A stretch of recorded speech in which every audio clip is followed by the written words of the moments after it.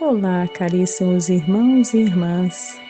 Meu nome é Débora e pedimos que o Mestre dos Mestres, nosso irmão maior Jesus, continue nos amparando e nos envolvendo com a sua paz e com o seu amor. Hoje trazemos no livro Pão Nosso, da autoria espiritual de Emmanuel, pela psicografia de Francisco Cândido Xavier, o capítulo 121, intitulado Monturo. Procederemos à leitura e após algumas considerações a respeito do texto.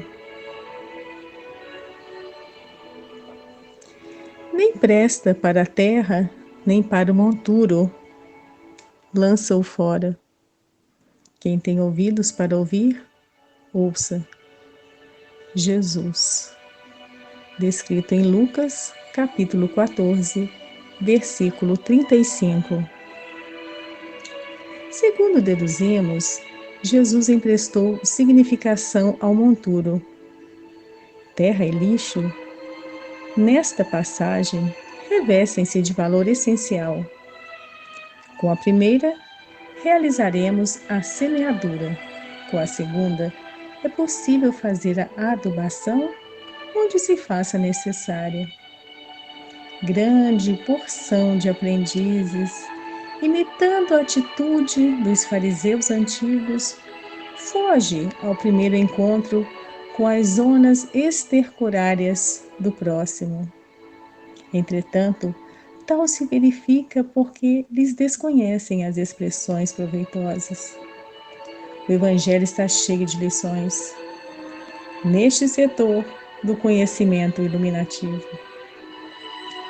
Se José da Galileia ou Maria de Nazaré simbolizam terras de virtudes fartas, o mesmo não sucede aos apóstolos que, a cada passo, necessitam recorrer à fonte das lágrimas que escorrem do monturo de remorsos e fraquezas propriamente humanos, a fim de fertilizarem o terreno empobrecido de seus corações.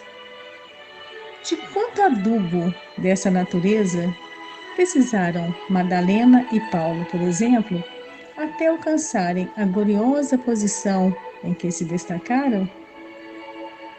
Transformemos nossas misérias em lições.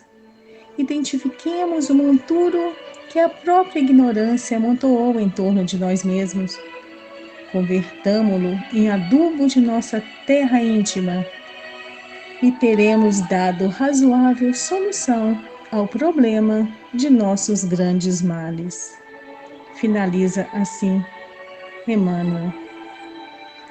E para iniciar as nossas reflexões, o título, Monturo, algumas definições que encontramos são: monturo é monte de lixo, aglomeração de coisas velhas e descartadas, lugar onde se deposita o lixo, onde há acúmulos de micro-organismos, servindo de adubo em alguns casos. Conforme nos traz o texto, a terra serve para a semeadura e o monturo para ser adubo onde for necessário, ou seja, ambos têm utilidade. E a epígrafe destacada é Jesus se referindo ao sal. A epígrafe é ele respondendo a pergunta que, se o sal não tivesse a força que tem, como iriam temperar? Daí ele responde dessa questão, que não prestando nem para a terra nem para o monturo, lança-o fora. Quem tem ouvidos para ouvir, ouça.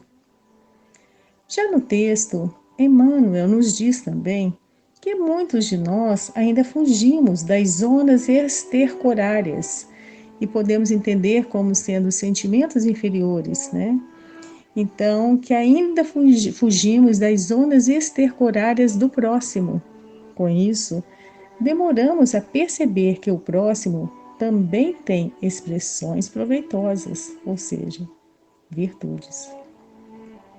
Muitas vezes, sem conhecer o outro, muitos de nós, já julgamos, condenamos e até sentenciamos pela aparência, pela superfície.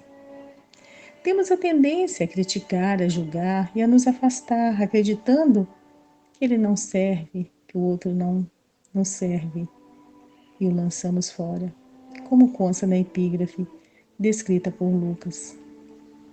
Emmanuel cita José da Galileia, Maria de Nazaré, como exemplos de virtudes e de cumpridores de seus propósitos com retidão e amor.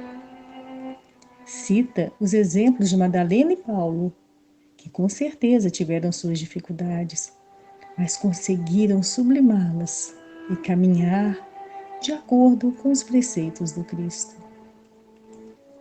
Mas são os apóstolos que aqui no texto são citados como sendo mais próximos de nós em relação às nossas reações diante das dificuldades, dos desafios, das chamadas situações, oportunidades que se nos apresentam em nosso caminhar evolutivo. Temos o exemplo clássico de Pedro, que negou Jesus 3 vezes, E, quer dizer, todos eles, tiveram as suas dificuldades, mas aos poucos foram transformando o monturo de lágrimas, ou seja, a face de sombras com as nossas mazelas, foi transformando esse monturo em adubo, fertilizante de seus corações, para então receber a mensagem, a semente de boa nova de Jesus, e poder assim florescer e dar bons frutos. Foi o emergir das virtudes, e é assim para nós também, aos poucos. Emmanuel, então, nos convida a transformar também os nossos sentimentos inferiores em lições. Lições para aprendermos e apreendermos os ensinamentos do Mestre para o nosso próprio bem. É identificar as nossas mazelas, Muitas vezes trazemos em nós, alimentamos, conservamos, Mas que possamos também transformar em adubo, fazendo do nosso coração solo fértil as palavras de vida eterna que vieram por amor e misericórdia. É uma construção, mas precisa ser contínua a partir do despertamento, a partir do saber ouvir e sentir para vivenciar. Então, que façamos escolhas mais acertadas, mais condizentes com Jesus, usando bem o nosso livre-arbítrio. E parafraseando Jesus, quem tem ouvidos de ouvir, que ouça. Ouça, entenda, sinta e coloque em prática. Que possamos então despertar para as verdades de vida eterna trazidas pelo Mestre dos Mestres e que Ele, Jesus, possa continuar nos envolvendo a todos nós, hoje e para todos sempre. Que assim seja. Trazemos agora uma canção intitulada Mar da Vida, interpretação de Alain Filho. A paz de Jesus ser com todos nós.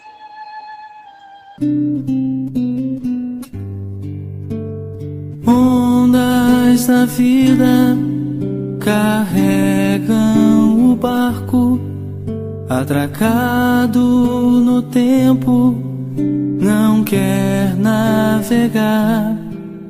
Naufraga em si mesmo, temendo os monstros que existem no mar.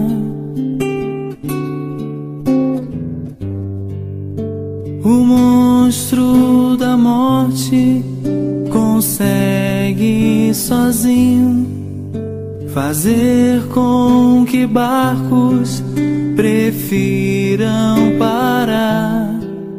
Mas monstros não existem sequer nas mentiras contadas no mar. Vai, enfrenta as tormentas, do além-mar. Essas velas da coragem pra lutar e ir além. Estrelas do bem vão te guiar, vão te guiar. Vai, que o Cristo seja a luz em seu vogar, que o risco não te impeça